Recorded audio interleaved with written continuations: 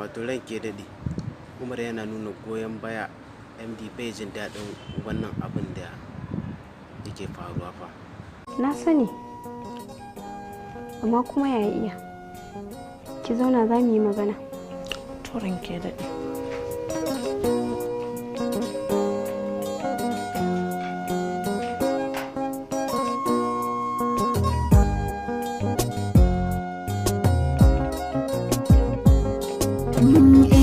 Suna faruwa a kasi da mabuɗin zuciya, tilasirin ya yi sosuwa duk da ana da wadatuwa, shi so ba zai ɓoye ba. Ranke daɗe, kuma kina ga zai zo ya dafa ƙafafunki kuma?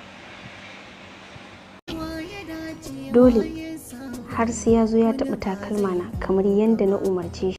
Amma kuma ranke daɗe ya san Bahaushe ya saci kuɗin nan ba fa. Haka ne, duk da cewa ni da ke muka sace kuɗin domin mu tozarta shi, hakan ya hana mu tursasa shi. Kai wani hali ka ga Umar ya shiga yanzu? Wani hali ka zance yanzu? Mutumin can na haɗu da shi a ƙofar shigowa, ya rasa makama domin ko na gani guru a idansa da gani gobe zai miƙa wuya.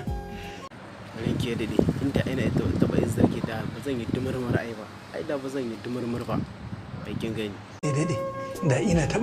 Me yasa ni da abin ya shafa kuke neman ku saka cikin kanku cikin abin da ba naku ba? Idan ka duka wa izzar Hajiya, mu kuma za mu ajiye aiki.